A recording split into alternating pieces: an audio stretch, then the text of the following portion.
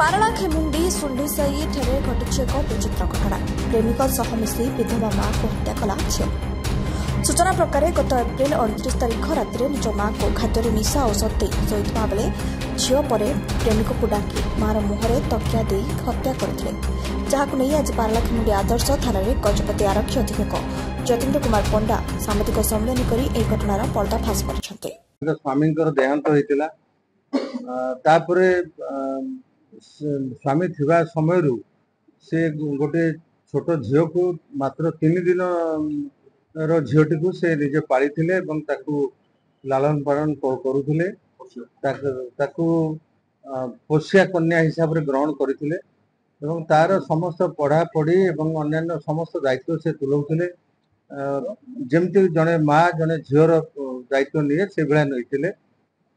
ପରବର୍ତ୍ତୀ ସମୟରେ ସେ ଝିଅଟି ବଡ଼ ହେଲା ପରେ ସେ ଇଂଲିଶ ମିଡ଼ିୟମ ସ୍କୁଲରେ ପଢ଼ିବାକୁ ଚାହିଁଲା, ଯୋଉଥିପାଇଁ ଭୁବନେଶ୍ୱରରେ ସୁବିଧା ହେଲା ନାହିଁ, ଯୋଉଥିପାଇଁ ରାଜଲକ୍ଷ୍ମୀ ସେ ଝିଅକୁ ନେଇକି ଆସିଲେ ଏବଂ ପାରଳାଖେମୁଣ୍ଡିର ସୁଣ୍ଡି ସାହିରେ ରହିଲେ ଏବଂ ସେଇଠି ତାକୁ ଭଡ଼ା ଘରେ ରହି ଆମର ସ୍ଥାନୀୟ ପାରଳାଖେମୁଣ୍ଡିରେ ଥିବା କେନ୍ଦ୍ରୀୟ ବିଦ୍ୟାଳୟରେ ତାକୁ ନାଁ ଲେଖିଲେ ଏବଂ ସେ 8ମ ଶ୍ରେଣୀରେ ପାଠ ପଢୁଥିଲା।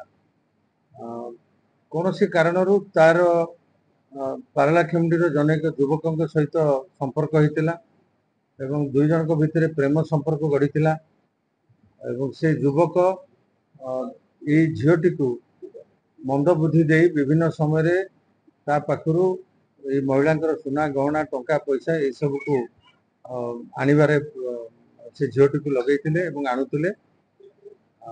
ଏମିତି ସମୟ ହେଲା ସେମାନେ ଗୋଟେ ସମୟରେ ସେଇ ଛୋଟ ଝିଅ ଏବଂ ତାର ଯିଏ ତଥାକଥିତ ପ୍ରେମିକ ଉଭୟ ଯୋଜନା କଲେ ଯେ ରାଜଲକ୍ଷ୍ମୀ କରଙ୍କୁ କେମିତି ଆମେ ରାସ୍ତାରୁ ହଟେଇଦେବା, ଯାଦ୍ୱାରା ଆମ ଭିତରେ ରହିଥିବା ସମ୍ପର୍କ ପାଇଁ ସେ ବହୁତ ସମୟରେ ଯେଉଁ ଝିଅକୁ ଗାଳି ମନ୍ଦ ଦଉଛନ୍ତି ସେଥିରେ ସେ ମଧ୍ୟ ଅସନ୍ତୁଷ୍ଟ ଥିଲା ଏବଂ ତାଙ୍କର ଯାହା ପ୍ରପର୍ଟି ଥିଲା ସୁନା ଗହଣା ଟଙ୍କା ପଇସା ଏସବୁକୁ ମଧ୍ୟ ଆମେ ପାଇପାରିବା।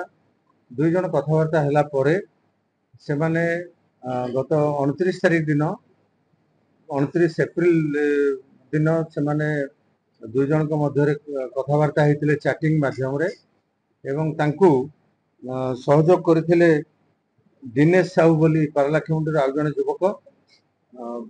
ଗୋଟେ ନିଶା ବଟିକା ବା ନିଶା ଗୋଲି କୌଣସି ଖାଦ୍ୟ ପଦାର୍ଥରେ ରାଜଲକ୍ଷ୍ମୀକୁ ସେ ଛୋଟ ଝିଅଟି ଦେଇଥିଲା। ଏହାପରେ ରାଜଲକ୍ଷ୍ମୀ ଗଭୀର ନିଦରେ ଶୋଇଥିବା ଅବସ୍ଥାରେ ଇଏ ଗଣେଶ ଏବଂ ଦିନେଶ ସେଠି ଘର ପଛପଟୁ ଆସି ପହଞ୍ଚିଥିଲେ। ସେହି ସମୟରେ ଏଇ ଛୋଟ ଝିଅଟି ମଧ୍ୟ ତାଙ୍କୁ ସହଯୋଗ କରିଥିଲା। ଗୋଡ଼ ଦୁଇଟିକୁ ଦିନେଶ ଧରିଥିଲା ବେଳେ ମୁହଁରେ ତକିଆ ମାଡ଼ି ବସିଥିଲା ଗଣେଶ ଏବଂ ସେ ରାଜଲକ୍ଷ୍ମୀକରଙ୍କର ହାତ ଦୁଇଟିକୁ ଏଇ ଛୋଟ ଝିଅଟି ଚାପି ଧରିଥିଲା। ଏହିପରି ଭାବରେ ତକିଆ ଜାକି ତାଙ୍କୁ ମୃତ୍ୟୁ ବରଣ କରିବା ପର୍ଯ୍ୟନ୍ତ ଏମାନେ ତକିଆ ଜାକି ରଖିଥିଲେ